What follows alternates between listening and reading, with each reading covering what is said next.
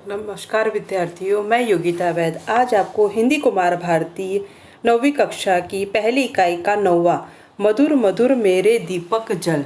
मधुर मधुर मेरे दीपक जल। मधुर मधुर जब हम शब्द सुनते हैं तो मधुर मधुर यानी क्या रहता है? मधुर का अर्थ रहता है मंद व धीमा धीमा। तो यहाँ पर इसकी लेखिका है महादेवी वर्मा। महादेवी वर्मा हमें इस गीत के माध्यम से दीपक के मंद गति से जलने पर और हमारे जीवन में किस तरह से प्रकाश फैलाने का वो हमें संदेश देती है। दीपावली के त्यौहार को मिलजुल कर मनाने से सामाजिक एकता दृढ़ होती है। इस विधान को चर्चा द्वारा स्पष्ट करिए। विद्यार्थियों, जब हम दीपावली का त्यौहार बनाते हैं और जब हम एक दूसरे से दीप जलाते हैं और समाज में एक दूसरे के साथ मिलकर रहते हैं तो वह त्यौहार वह एकता हमें अलग ही प्रभावित करती है। हमारे में राष्ट्रीय एकता और अधिक प्रज्वलित होती है। उसी प्रकार यहाँ पर कृति के लिए आवश्यक सोपान के अंतर्गत भारत में मनाए जाने वाले त्योहारों के नाम पूछे। दिवाली त्यौहार कब और कितने दिन मनाए जाते हैं? दिवाली त्यौहार पारंपरिक एवं सामाजिक दृष्टि से उसका महत्व। यह विद्यार्थियों, जब हमारी गूगल मीट क्लास होगी तो मैं आपको इसके अंतर्गत के प्रश्न उत्तर पूछूंगी, तो आपको इसकी तैयारी करना जरूरी है। तो सबसे पहले हम महादेवी वर्मा का जीवन परिचय लेते हैं। उनका परिचय इस तरह है। इनका जन्म 26 मार्च 1907 फर्रुखाबाद उत्तर प्रदेश में इनका जन्म हुआ है। इनकी मृत्यु 11 सितंबर 1987 इलाहाबाद उत्तर प्रदेश में हुई है। परिचय। महादेवी जी हिंदी साहित्य में छायावादी युग के 4 स्तंभों में एक प्रतिभावना सशक्त कवित्री है। आधुनिक गीत काव्य में आपका स्थान सर्वोपरि है। आपकी कविताओं में पीड़ा और भावों की तीव्रता है। भाषा में रहस्यवाद गहराई से दिखाई पड़ते हैं। आपके द्वारा लिखित संस्मरण भारतीय जीवन के चित्र है। आपकी प्रमुख कृतियाँ इस प्रकार है, जैसे कि पहला दिया है निहार, रश्मि, नीरज, संध्या गीत, दीपशिखा, सप्तपणा, प्रथम आयाम आदि काव्य संग्रह, अतीत के चलचित्र, स्मृति की रेखाएं, रेखा चित्र, पथ के साथी, मेरा परिवार, संस्मरण, ठाकुर जी बोले हैं, आज खरीदेंगे हम ज्वाला, बाल कविता, यह संकलन है। पद्य संबंधित में कविता रस की अनुभूतियाँ कराने वाली, सुंदर अर्थ प्रकट करने वाली, लोकोत्तर आनंद देने वाली रचना कविता होती है। इसमें दृश्य की अनुभूतियों को साकार किया जाता है। प्रस्तुत कविता में महादेवी जी ने दीपक के विभिन्न प्रकार से जलने की प्रक्रिया के माध्यम से मानव को लोगों के पथ प्रकाशित करने की प्रेरणा दी है। यानी कि वे कहते हैं कि दीपक से कवित्री महादेवी का आग्रह है कि वह प्रतिपल जलते हुए युगों तक प्रीतम का पथ प्रकाशित करें। अब मैं आपको कविता का गायन, शर्मा सर ने हमें कविता का गायन इतने सरल शब्दों में हमें गायन कराया है। इस गायन को हमें स्वयं सर के साथ लययुक्त से गायन करना है और यह गायन आपको कंठस्थ करना है। तो सबसे पहले आप शर्मा सर द्वारा दिए गए गायन को आप अच्छे से उसका गायन करोगे और गायन करने के बाद मैं आपको इसका अर्थ बताऊंगी।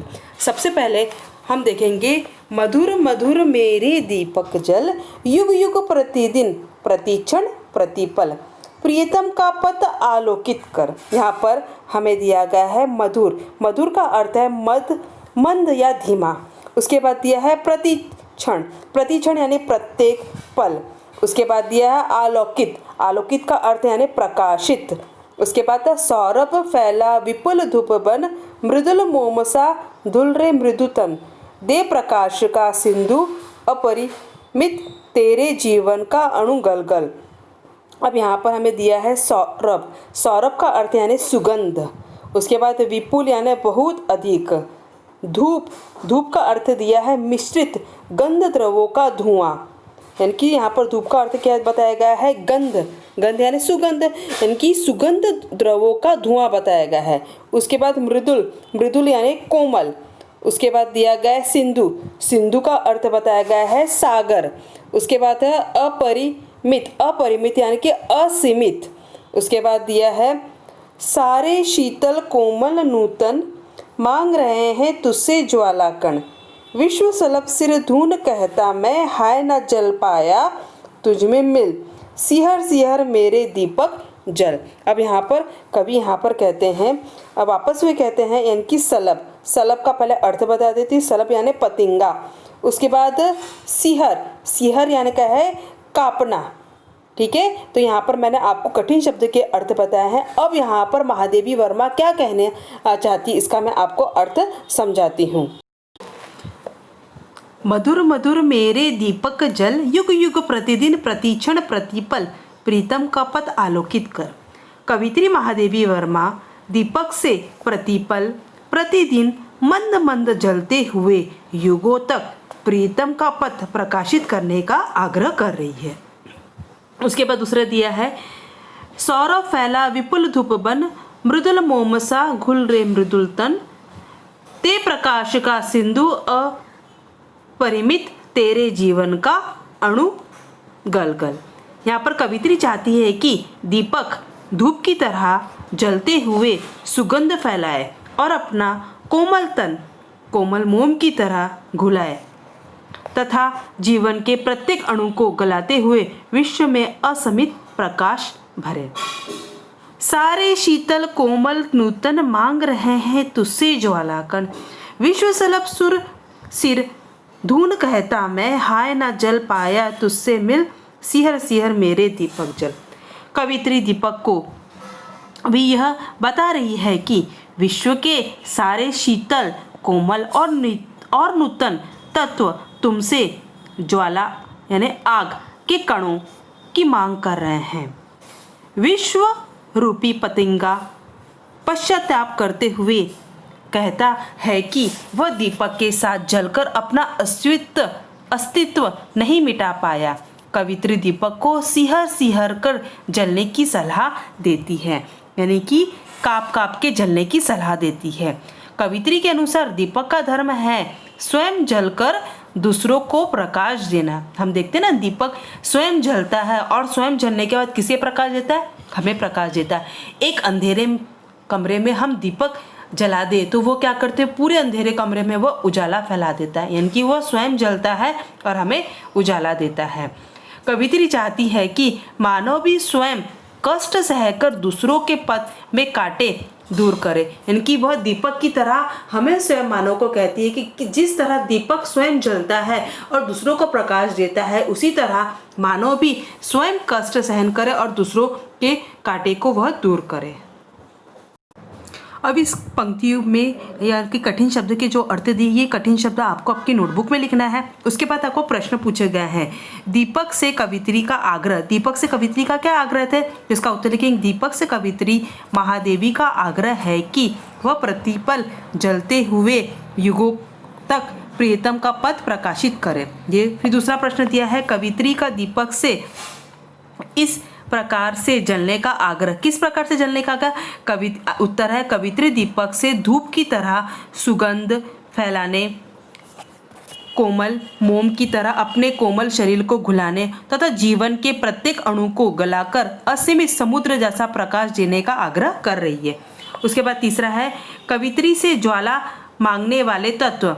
अब यहाँ पर इसका लिखेंगे, उत्तर लिखेंगे शीतल कोमल और नूतन। ये क्या है, इसके आंसर है, उत्तर है। ठीक है, उसके बाद प्रश्न 2 लिखेंगे, एक शब्द में उत्तर दीजिए।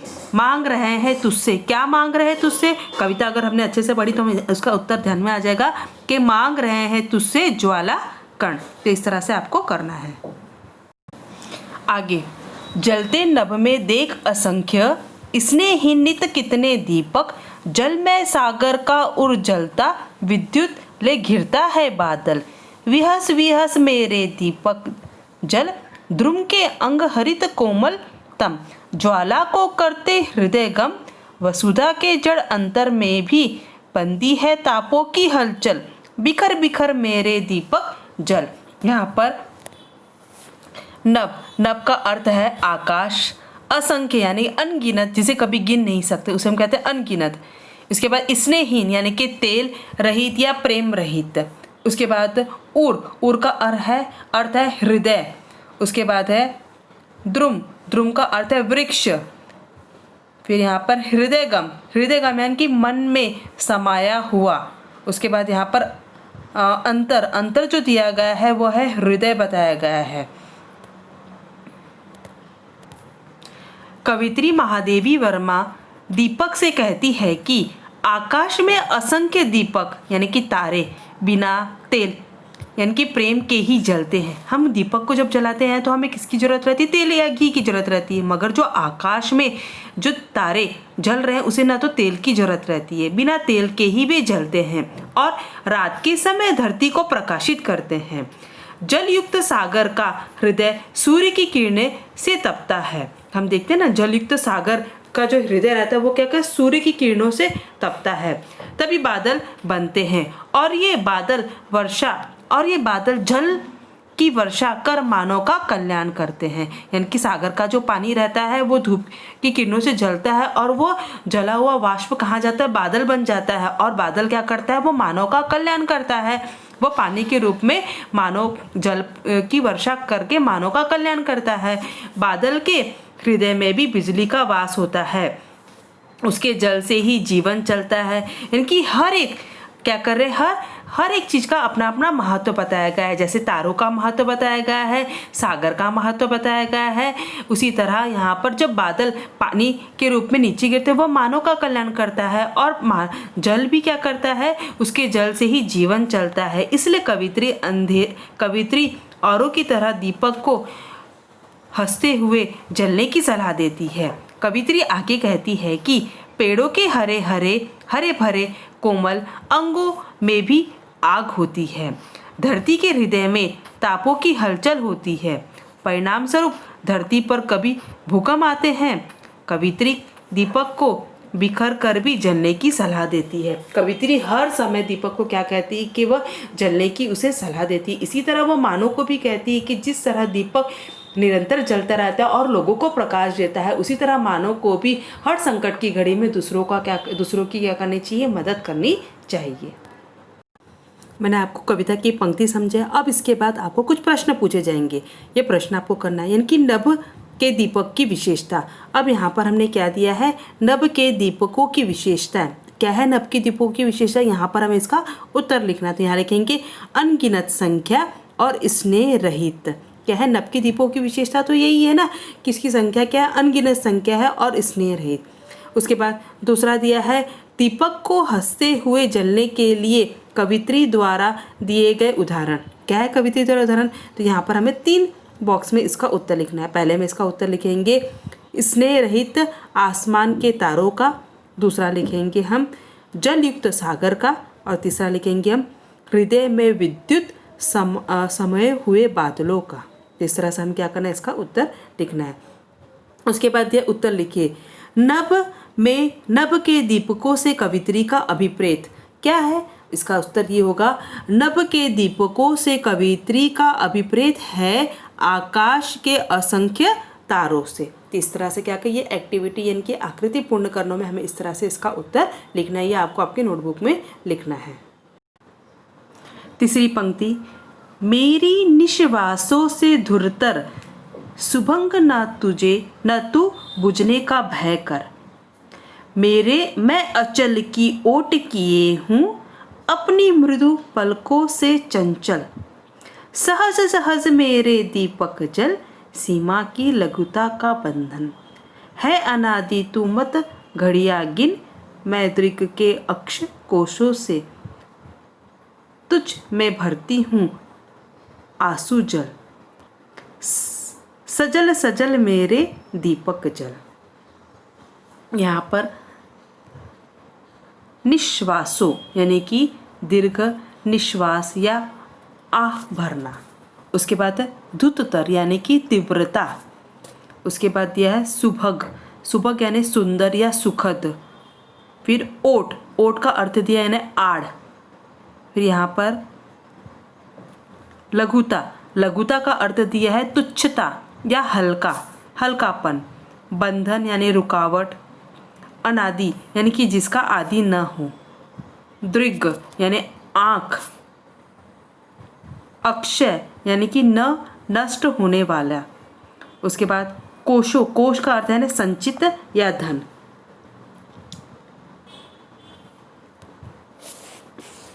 कवित्री महादेवी वर्मा दीपक को आश्वस्त करती है कि मेरे दीर्घ निश्वासों से तुम नहीं बुझोगे। वे दीपक से कहती है कि मैंने तुम्हारी रक्षा के लिए अपनी पलकों से भी चंचल अपने आंचल की आड़ किया है। वे दीपक के सामान्य ढंग से जलने के लिए कहती है।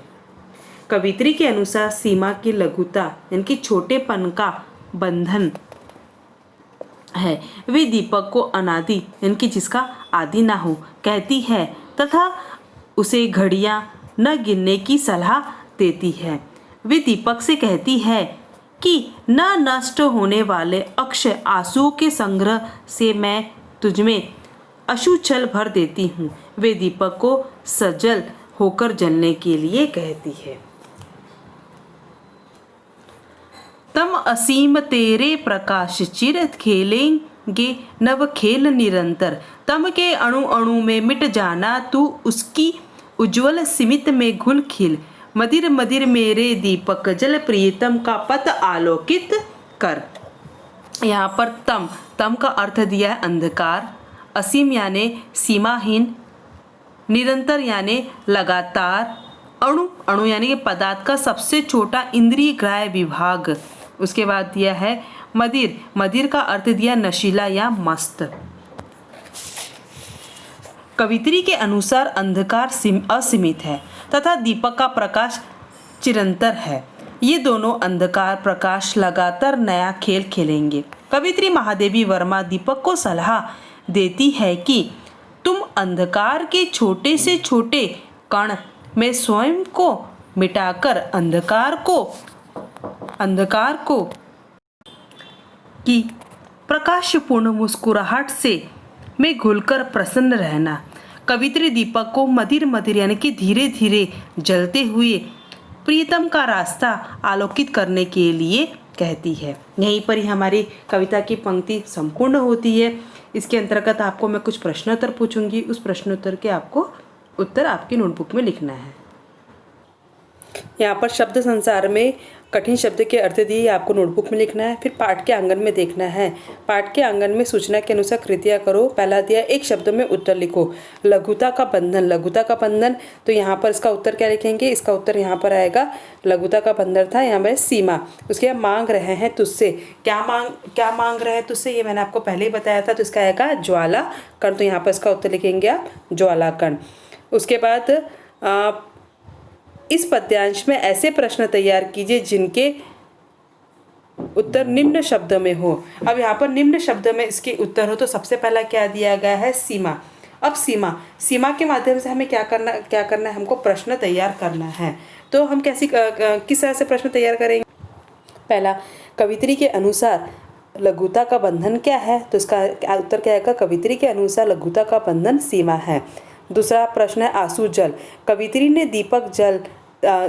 ने दीपक में क्या भरने को कहा है? तो क्या लिखेंगे? कवित्री ने दीपक में आंसू जल को भरने के लिए कहा है। तो ये दो प्रश्न के उत्तर हमें इस तरह से यहाँ पर प्रश्न हमें तैयार करना है।